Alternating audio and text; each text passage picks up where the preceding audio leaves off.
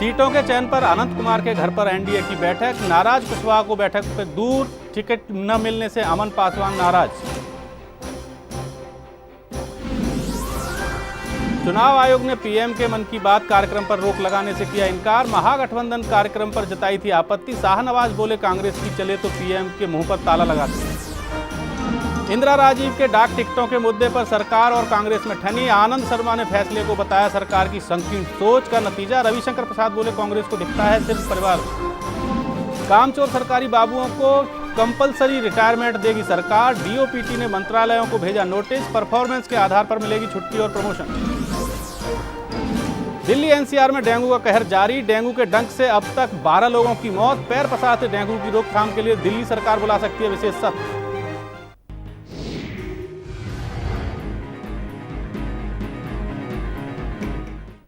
नमस्कार, मैं हूं हीरेंद्र राठौड़। ए टू जेड की खास पेशकश में आपका स्वागत है। आज हम बात करेंगे बिहार के महासंग्राम की, जहां पर रूठने मनाने का दौर अभी तक जारी है।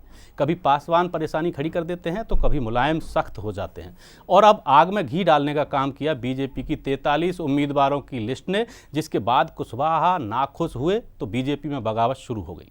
सीट बंटवारे के मंथन पर, बिहार के रण पर और नाराज घटक दलों पर आज हम करेंगे चर्चा। इस चर्चा में हमारे साथ होंगी भारतीय जनता पार्टी की दिल्ली सचिव पूनम झा और वरिष्ठ कांग्रेसी नेता अनुज आत्रे। तो चलिए शुरू करते हैं बिहार में बवंडर।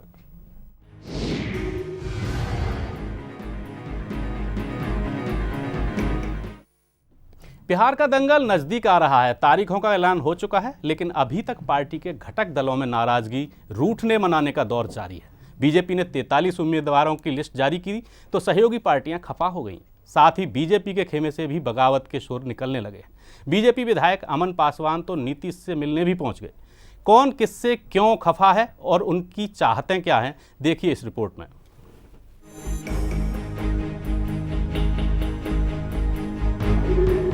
ये 4 तस्वीरें बिहार के दंगल को बयां कर रही हैं, जहां कभी कोई नाराज हो जाता है तो कभी किसी को राजी करना पड़ता है, कहीं कोई बंधनों से छूट जाता है तो कोई लिस्ट जारी करने से नाखुश है। यानी बिहार में मचा पड़ा है बवंडर। बिहार की चुनावी बिसात ठीक से बिछी भी नहीं थी कि सबसे पहले लालू नाराज हुए, उसके बाद महागठबंधन से समाजवादी पार्टी के मुलायम सिंह यादव बड़ी सख्ती के साथ अलग हुए और उन्होंने अलग होकर अकेले चुनाव लड़ने का फैसला किया। अब मुलायम सिंह यादव ने शेर बिहार के नाम से मशहूर केंद्रीय पूर्व मंत्री रघुनाथन झा को अपने खेमे में ले लिया है। वहीं एनडीए में काफी दिनों तक मनाने रूठने का दौर चलता रहा। कभी पासवान परेशानी खड़ी करते रहे तो कभी जीतन राम मांझी को मनाना पड़ा।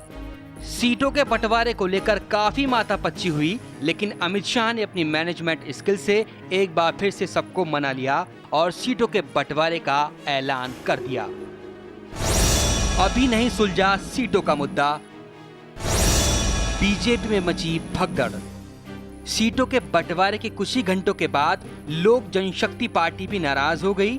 लोक जनशक्ति पार्टी का आरोप है कि बीजेपी ने वादे के मुताबिक सीटें नहीं दी हैं। यही नहीं, वो मांझी की पार्टी को ज्यादा तरजीह देने से भी खफा बताई गई। वहीं अब जब भारतीय जनता पार्टी ने 43 उम्मीदवारों की लिस्ट जारी की है तो उन लोगों के माथे पर शिकन खिंच गई है जो टिकट पाने की आस लगाए बैठे थे। वहीं राष्ट्रीय लोक समता पार्टी के नेता उपेंद्र कुशवाहा बीजेपी के उम्मीदवारों की एक तरफा लिस्ट जारी किए जाने से नाराज हो गए हैं। सूत्रों की माने तो कुशवाहा की नाराजगी की वजह इस बात से है कि बिहार की काराकाट सीट उनके सांसद के संसदीय क्षेत्र में आती है। साथ ही लिस्ट जारी होते ही बीजेपी के कई विधायक के सुर भी बागी हुए हैं। बीजेपी ने पहली सूची में 5 मौजूदा विधायकों के टिकट काटे तो बगावत के सुर तेज हो गए। टिकट कटने से अमन पासवान तो इस कदर नाराज हुए कि मुख्यमंत्री नीतीश कुमार से मिलने पहुंच गए। पीर 35 से बीजेपी विधायक अमन पासवान का टिकट इस बार पार्टी ने काट दिया। उनकी बजाय इस बार लल्लन पासवान को टिकट दिया गया है। अब खबरें हैं कि अमन पासवान जेडीयू ज्वाइन कर सकते हैं। अमन पासवान ने टिकट कटने के लिए बीजेपी नेता शाहनवाज हुसैन को जिम्मेदार ठहराया है। उधर नाराज रामविलास पासवान की एलजेपी से भी एक विकेट गिर गया है। एलजेपी के सांसद रामकिशोर ने भी पार्टी की सदस्यता से इस्तीफा दे दिया है। बिहार के वैशाली से लोकसभा सांसद रामकिशोर सिंह सीट बंटवारे के बाद से नाराज बताए जा रहे थे। तो नाराजगी, खुशी, सहमति के इस दौर में बिहार के दंगल में कैसे बिछेगी सियासत की बिसात, इसकी तस्वीर अभी साफ नहीं है। The report A to Z news. और A to Z की इस खास पेशकश बिहार में बवंडर पर चर्चा के लिए हमारे साथ बीजेपी नेता पूनम झा मौजूद हैं और उनके साथ साथ कांग्रेस नेता अनुज अत्रे भी हैं। पूनम जी, पहले आपके पास आएंगे। जिस तरीके से अभी फिलहाल आपने जैसे कि रिपोर्ट देखी और इसमें कहा गया है कि रामविलास पासवान की पार्टी से भी कुछ लोग छोड़ के जा रहे हैं, उधर मांझी की पार्टी से भी कुछ लोग छोड़ के जा रहे हैं, तो ये हो क्या रहा है पूरा बिहार में जिस तरीके से? देखिए, ये एक लोकतंत्र है और लोकतंत्र में हर व्यक्ति को अपनी बात रखने का और अपने सहयोग करने का सबको न्यायोचित होता है। लेकिन मैं ये कहना चाहूंगी कि अभी तो बहुत सारी चीजें बाकी है। अभी तो ये छोटा सा ट्रेलर है, अभी तो पूरी पिक्चर बाकी है। अभी देखिए आगे होता है क्या, क्योंकि मुझे नहीं लगता कि बिहार की जो पूरी राजनीति है कहीं ना कहीं वो एक इस मॉडल पर टिकी हुई है, क्योंकि विकास का जो मुद्दा लेकर के हम लोग पूरा गठबंधन जो चल रहा है, मुझे लगता है कि जिस व्यक्ति ने काम किया है निश्चित रूप से उसको आगे आने का और उसको चुनाव लड़ने का भी अधिकार होगा। जी, लेकिन जिस तरीके से जो मौजूदा विधायक हैं उनका टिकट काटा गया, अमन पासवान जाके मुख्यमंत्री नीतीश कुमार से मिलते हैं और उसके अलावा और भी कई ऐसे नेता हैं जो कहीं ना कहीं पार्टी में फिलहाल जिस तरीके से हम देख रहे थे कि महागठबंधन में से कई लोग अलग हुए और उसके बाद अब जो एनडीए गठबंधन है इसके नेता अलग हो रहे हैं, तो कहीं ना कहीं इलेक्शन पर फर्क पड़ेगा क्या? नहीं, देखिए ये पूरे एक परिवार विचार की बात है और निश्चित रूप से राष्ट्रीय नेतृत्व ये तय करता है कि किस व्यक्ति को कहां पर कितनी काम किया है, किस व्यक्ति ने किस मॉडल को लेकर के साथ चला है। जिस व्यक्ति ने अगर क्षेत्र में काम किया, निश्चित रूप से सर्वे के आधार पर ये तय किया गया कि कौन व्यक्ति चुनाव लड़ने के योग्य है और उस आधार पर टिकट का बंटवारा हुआ। अभी तो 43 टिकटों का ऐलान हुआ है, आने वाले समय में और भी ऐलान होने वाला है। जी, अनुज जी आपके पास आएंगे। कांग्रेस नेता अनुज अत्रे हमारे साथ हैं। अनुज जी, जिस तरीके से पहले ये कहा जा रहा था कि महागठबंधन में दरार पड़ी है, मुलायम सिंह यादव छोड़ करके चले गए हैं और यहाँ तक के जो आरजेडी के एक बड़े नेता थे वो आरजेडी को छोड़ गए थे जब इस तरीके की बातें आई, अब वही स्थिति एनडीए गठबंधन में भी आ रही है, क्या कहेंगे? देखिए, महागठबंधन का ऐसा कुछ नहीं रहा। मुलायम सिंह यादव जी का तो शुरू से ही था कि भाई उनका बिहार में इतना ज़्यादा आधार नहीं है उनकी पार्टी का, तो वो एक अलग मुद्दा था। क्योंकि अब वो ठीक है, वो उनका अपनी सोच है, अपनी पार्टी की अपनी वो है किस तरह से लड़ रहे हैं। बाकी रही सवाल एनडीए का, तो ये तो चुनाव से पूर्ण अब वहाँ के लोगों को दिख गया है कि ये इनका आने वाले चुनाव में वहाँ बिहार में क्या हश्र होने जा रहा है। जिस समय जब जहाज जब डूबने वाला होता है तो उससे पहले लोग अपना भगने शुरू हो जाते हैं। वही एक यहाँ पे एक भगदड़ सी मचनी शुरू हो गई है जी। और अभी तो चुनाव का अभी बिगुल बजा है, अभी चुनाव शुरू नहीं हुए, आगे आगे देखिए होता है क्या। जी जी जी, हमारे साथ लगातार आशीष रंजन जुड़े हुए हैं जो कि इलेक्शन एनालिस्ट हैं, उनसे बात करेंगे। आशीष, जिस तरीके से एनडीए गठबंधन से कुछ लोग नाराज होकर के बाहर जा रहे हैं, दूसरी पार्टियों के नेताओं से बात कर रहे हैं, अमन पासवान नीतीश कुमार से मिले हैं, ये सब चीज़ें जो हैं फिलहाल आपको क्या लगता है कि क्या एनडीए गठबंधन के जो इलेक्शन का जो रिजल्ट आने वाला है उस पर कुछ असर पड़ सकता है क्या? देखिए, एक जो साधारण बात कही जाती है कि बिहार का जो चुनाव होता है बहुत ही रोचक होता है और ये आपको अभी जो हाल फिलहाल की जो घटनाक्रम है उससे जग जाहिर होता है कि कितना रोचक होता है और लोग कितना बेसब्री से इसको देखते हैं। कुछ दिन पहले तक ये एक दो दिन पहले तक जो एनडीए की गठबंधन थी ये काफ़ी स्ट्रांग मानी जाती थी और कहा जाता था कि इन्होंने काफ़ी अच्छे से अपने गठबंधन को संभाल रखा है, भले ही उनके सीटों के बीच में जो भी तालमेल हो और जैसा भी उन्होंने सीटों का बंटवारा किया है उसके आधार पे। लेकिन आज की जो घटनाक्रम है वो दिखा रही है कि आखिर इनके जो बिहार की राजनीति की जो मेन चीज है कि वो कहीं ना कहीं एक समुदाय बेस पे, कास्ट बेस पे वो डिपेंड करती है जी। अब ये जो एनडीए के जो सीटों का घमासान हो रहा है ये है सीट तो बंटवारे हो गए हैं और इसीलिए आप देखेंगे महागठबंधन ने भी अभी तक अपने कैंडिडेट का अनाउंसमेंट नहीं किया। उसके पीछे ये तर्क है कि मेरा मानना है कि जो लोग पहले से जीत चुके हैं या अभी टिकट के लिए इंतजार कर रहे हैं जी, इस बार का जो टिकट दिया जा रहा है चाहे महागठबंधन की ओर से या एनडीए की ओर से, वो इस चीज को देख के कि कौन विनेबल कैंडिडेट है और उसके लिए डेवलपमेंट, गवर्नेंस, जो भी मुद्दा ऊपरी तौर पे रहे, लेकिन कास्ट कैलकुलेशन वगैरह भी देखा जा रहा है। और ये जो अभी एक अमन पासवान जी का है देख रहे हैं आप मुद्दा, वो कहीं ना कहीं बीजेपी को लग रहा था कि इस बार उनके लिए बेहतर चांस है, इसीलिए वो अपने सबसे ज्यादा से ज्यादा कैंडिडेट खड़ा कर रहे हैं और ऐसे कैंडिडेट को ही दे रहे हैं जो उनके जीतने में फेवर हो, ताकि जो उनके बीच का जो गठबंधन का अलायंस है वो भी आप देखेंगे कि सीट इसीलिए उनको कम दिया गया है ताकि बाद में चुनाव बाद जो रिजल्ट आए उस पे बीजेपी को ज्यादा नोकझोंक ना करना पड़े, ज्यादा तोलमोल ना करना पड़े। जी जी बिल्कुल। जिस तरीके से अनुज जी अभी ये हमारे एनालिस्ट कह रहे हैं, आशीष के विनेबिलिटी ज़्यादा देखी जा रही है। फिलहाल अभी बीजेपी की पहली सूची आई है और जो दूसरा महागठबंधन है जिसमें कांग्रेस भी 40 सीटों पर लड़ रही है, इसकी अगर पहली सूची आएगी तो क्या फिर ऐसी ही स्थिति सामने आएगी जिस तरीके की एनडीए की जो पहली सूची आई है उसके बाद जो हालात हैं? निश्चित तौर पे देखिए, चुनाव में सबसे बड़ी कोई भी दल हो चाहे, हर दल का यही कोशिश रहती है कि वो ऐसे कैंडिडेट को उतारा जाए जो कि उस चुनाव को जीतने में सबसे सशक्त दावेदार और सबसे मजबूत स्थिति में हो। ऐसे ही कैंडिडेट का चयन किया जाता है। हर पार्टी का लगभग एक चयन प्रक्रिया यही रहती है। तो निश्चित हमारे गठबंधन में भी यही देखा जाएगा कि जो उस समय उस क्षेत्र के हिसाब से, वहां के समीकरण के हिसाब से जो जिताऊ कैंडिडेट होगा उनको ही टिकट दी जाएगी उसमें।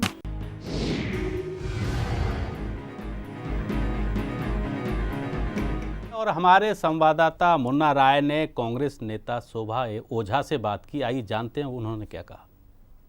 ये में कभी पासवान रूठते हैं, कभी मांझी रूठते हैं, अब उपेंद्र कुशवाहा भी रूठ गए। हमारे साथ अखिल भारतीय कांग्रेस महिला कांग्रेस की अध्यक्षा शोभा ओझा दी हैं। इनसे हम जानने की कोशिश करते हैं कि दरअसल एनडीए में हो क्या रहा है।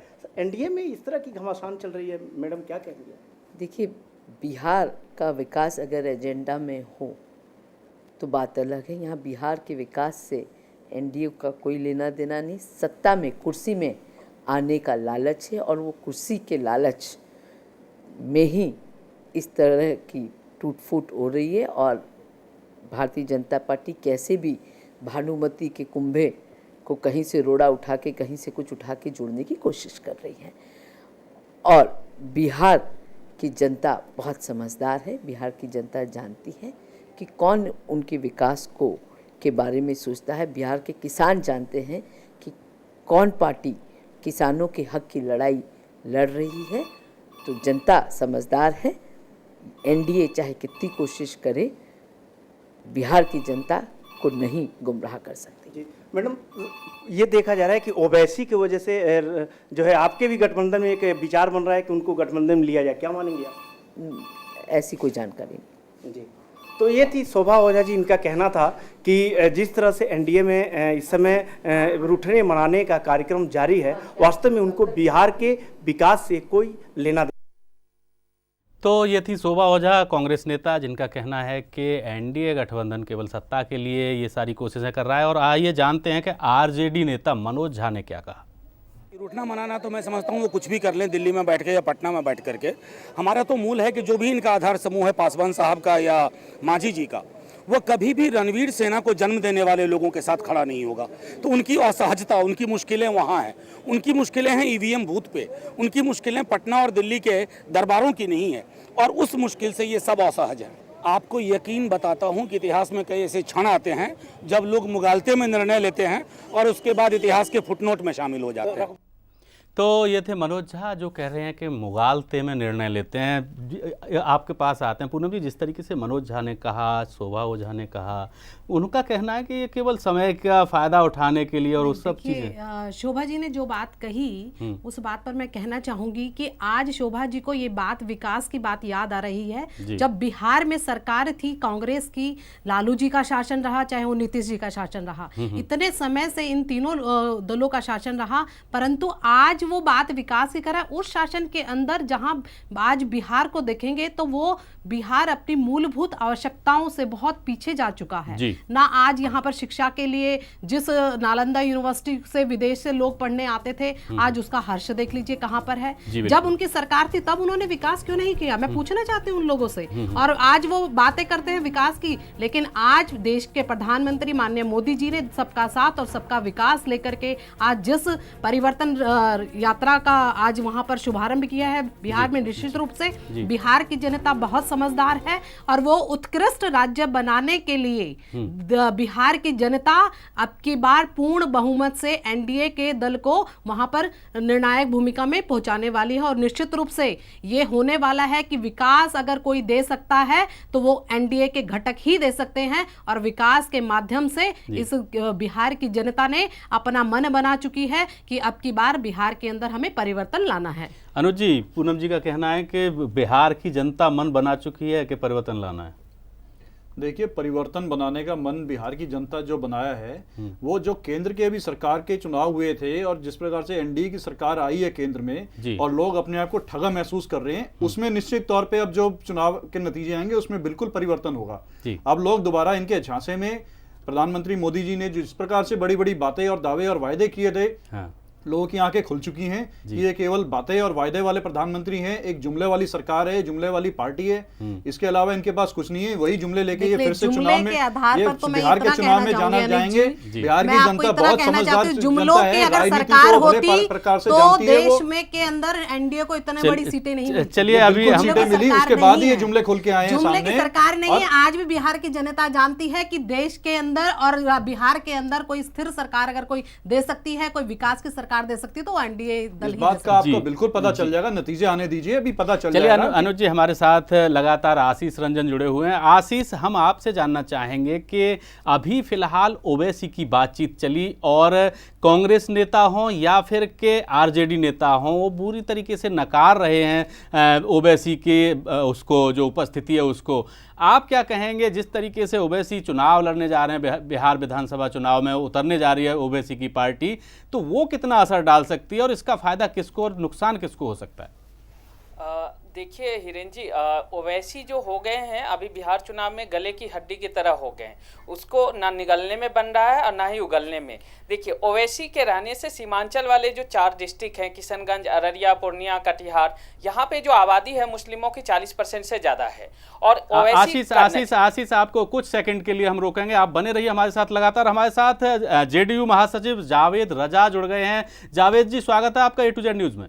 बहुत बहुत स्वागत। जावेद जी, हम आपसे जानना चाहेंगे कि जिस तरीके से पहले महागठबंधन में दरार पड़ी, समाजवादी पार्टी अलग हुई, एनसीपी ने भी सहयोग करने से मना कर दिया, उसी तरीके से अब बीजेपी की पहली सूची आई है और उसके बाद मांझी के एक सहयोगी हैं वो अलग हुए हैं, इसके साथ साथ लोक जनशक्ति पार्टी के एक नेता हैं वो अलग हुए हैं। क्या कहेंगे, बिहार में हो क्या रहा है? देखिए, पहली बात तो जो आपके पहले सवाल के हिस्से में ये कहा कि महागठबंधन में दरार पड़ने की बात है, ये दरार बिल्कुल नहीं। मुलायम सिंह जी ने अपने आप को इस चुनाव से अलग करके अलग लड़ने का फैसला, ये गठबंधन का फैसला नहीं था, ये उनका अपना फैसला था जी, ठीक है। और जहां तक एनडीए के बाद, एनडीए तो खुद ही अपने आप में टूटा हुआ है और इसमें देखिए आने वाले दिनों में इससे ज्यादा दरार पड़ेगी। मैं समझता हूँ कि हमारा जो भी गठबंधन है उसमें 3 राजनीतिक दल अभी पार्टियां शामिल हैं, जेडीयू है, आरजेडी है और कांग्रेस है। ये तीनों पार्टी नेशनल लेवल पे और स्टेट लेवल पे बहुत स्ट्रॉन्ग गठबंधन है और मैं नहीं समझता हूँ अब इसमें कहीं कुछ, हम लोग चुनाव लड़ेंगे, चुनाव मैदान में पूरी शक्ति के साथ उतरेंगे। और एनडीए में अभी तक भारतीय जनता पार्टी ने जो बड़े भाई का जो एक कहावत है उसको छोटे भाइयों को उनको सप्रेस करने का रखा है, इसलिए उनके क्या बात जो है सबसे ज्यादा। जावेद जी, आपसे ये और जानना चाहेंगे कि जिस तरीके से अब तक आरजेडी हो या फिर जेडीयू हो, इनका एक वोट बैंक रहा है मुस्लिम और यादव, और अब ओवैसी की पार्टी भी एआईएमएम आने वाली है, विधानसभा चुनाव में उतरने वाली है, उसके बाद क्या कोई आपके वोट बैंक पे असर पड़ेगा?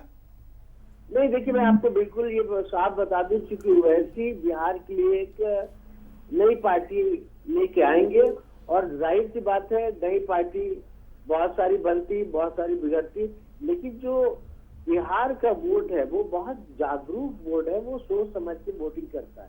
ये मैं आपसे बता दे रहा हूँ। सीमांचल, चूंकि उन्होंने सिर्फ सीमांचल क्यों ही चुना, पूरे बिहार में चुनाव रखते जी, तो एक पर्टिकुलर यही वो दिखाना चाहते कि वो मुसलमानों के नेता बनना चाहते। वो मैं समझता हूँ कि देश के स्तर पर कोई भी उसको कम्युनिटी जो है, आरजेडी की तरफ से एक और आरोप आ रहा है कि ये जो ओवैसी हैं उन्हें बीजेपी बिहार विधानसभा चुनाव में उतार रही है।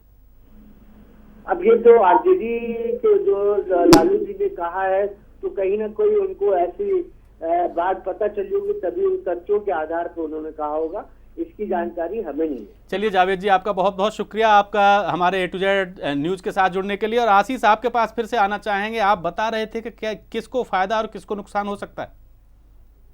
वैसी जो अभी मैं चर्चा कर रहा था कि 4 जो सीमांचल के डिस्ट्रिक्ट हैं, पूर्णिया, कटिहार, अररिया और किशनगंज, यहाँ पे 40% से ज़्यादा आबादी है मुस्लिमों की और 24 सीटें हैं। यहाँ पे ओवैसी की नज़र है, और ओवैसी जिस तरीके की पॉलिटिक्स करते हैं, हार्डकोर राइट विंग मुस्लिम पॉलिटिक्स करते हैं, वो इकोनॉमिक्स, उनके सोशल जस्टिस के लिए करते हैं, वहाँ उनके उतरने से महागठबंधन को थोड़ा सा नुकसान है। उसके पीछे तर्क ये है कि अभी तक वो जो 24 सीटें थी वो आरजेडी अलायंस या जेडीयू अलायंस को मिलने की संभावना थी, क्योंकि इनके पॉपुलेशन, उनके वोटर जो कैपेसिटी है उसको देखते हुए बीजेपी को ओवैसी के रहने से फायदा ही है, क्योंकि अगर ओवैसी जीत नहीं पाती है उस एरिया में तो भी कुछ वोट काटेंगी और जिससे बीजेपी को फायदा होगा। अगर वहां से कुछ सीट जीत लेते हैं तो ऑब्वियसली है कि महागठबंधन को नुकसान होगा। लेकिन एक रिस्क ओवैसी के लिए भी है, वो ये है कि अभी तक की आम धारणा है और जो पूरा चुनावी इतिहास में देखा जाता है कि जो मुस्लिम वोटर हैं वो बहुत ही स्ट्रेटेजिकल वोटिंग करते हैं, और उनके लिए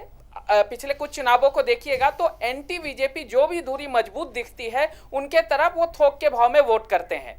तो कहीं ओवैसी के लिए ये जो गेम, जो एक वो हैदराबाद और मुंबई से बाहर चल के अपना एक्सपेंशन करना चाहते थे अपने पार्टी का, वो कहीं उनके उम्मीदों पर कुठाराघात भी ना हो जाए और वहां पे जो है जिस उम्मीद के साथ वो जा रहे हैं उनको उल्टा वहां पे नुकसान पड़े। हालांकि अब ये तो क्या होगा, ये तो आने वाला चुनावी जाहिर सी बात है आशीष, क्या होगा ये तो चुनाव के नतीजे बताएंगे। आप हमारे साथ बने रहिए। अनुज जी, जिस तरीके से एनालिस्ट हमारे कह रहे हैं उसके साथ साथ आपकी गठबंधन के लोग भी अलग अलग तरीके की राय रख रहे हैं। आखिरी सवाल आपसे यही है कि जो ओवैसी अगर विधानसभा चुनाव में आते हैं तो उसका असर क्या होगा आपके महागठबंधन पर? देखिए, फिलहाल तो बिहार में ओवैसी जी का कोई आधार नहीं है। अभी वो एक नई पार्टी भी, उनकी वहाँ कोई संगठन भी नहीं तैयार है जी। तो अभी तो पता नहीं वो किन लोगों को, कैसे कैंडिडेट्स को उतारेंगे, क्या उनका असर रहेगा वहाँ पे, तो अभी कहना बहुत मुश्किल है। और हमें नहीं लगता कि कोई वो किसी भी प्रकार का हमारे गठबंधन के वोटर्स को वो भ्रमित करके ही अपनी तरफ ले पाएंगे, क्योंकि अभी वहाँ उनका कोई आधार बेस नहीं है। ठीक है, वो थोड़ा सा मुसलमानों के एक अट्रैक्शन जरूर है, पर बिहार की जनता चाहे किसी भी धर्म के हों, किसी भी वर्ग के हों, एक जागरूक हैं, राजनीतिक बहुत उनमें सोच समझ, उनमें बिहार की जनता में बहुत सोच समझ अगर किसी देश के राज्य में है तो बिहार के नागरिकों में है जी। तो वो भली बात ही जानते हैं कि ओवैसी को वोट देना, उनकी पार्टी को वोट देना, वोट खराब करना है। चलिए, बिल्कुल सही कहा आपने। अब पूनम जी, जिस तरीके से अनुज जी कह रहे हैं कि बिहार की जनता बहुत समझदार है और ओवैसी को नकार देगी, लेकिन हम आपसे ये जानना चाहेंगे कि ये पहली बीजेपी की सूची है, अब अगर आगे भी सूची आएंगी, जाहिर सी बात है, तो क्या आगे इस तरीके की जो पहली सूची आने के बाद जिस तरीके की प्रतिक्रिया आई हैं पार्टी के नेताओं की तरफ से, क्या ये जो दोहराव है, बिखराव है, वो आगे हो? नहीं, देखिए, आप जो बार बार दोहराव और बिखराव की बात कर रहे हैं, मैं तो ये कहना चाहूंगी कि किसी भी तरह से परिवार में कोई बिखराव नहीं है। एकता के साथ हम लोग एनडीए दल को साथ लेकर के हम लोग जाकर के बिहार में चुनाव लड़ेंगे और निश्चित रूप से हम लोग वहां पर इस एनडीए की जितने भी कैंडिडेट उतारेंगे, निश्चित रूप से हम लोग एक बड़ी पार्टी बन करके और बिहार राज्य के अंदर सरकार की भूमिका में आकर के और बिहार राज्य को विकास का एक पहला मॉडल हम लोग प्रस्तुत करने जाएंगे और निश्चित रूप से ये होने वाला भी है। जी बिल्कुल, आपको हमारी बहुत बहुत शुभकामनाएं। पूनम जी आपको भी, अनुज जी आपको भी, और आप हमारे साथ चर्चा में जुड़े इसके लिए आपका बहुत बहुत धन्यवाद, और आशीष आपका भी बहुत बहुत धन्यवाद। और फिलहाल बिहार में बवंडर पर बस इतना ही। आप बने रहिए A to Z न्यूज़ के साथ और मुझे दीजिए इजाज़त। नमस्कार।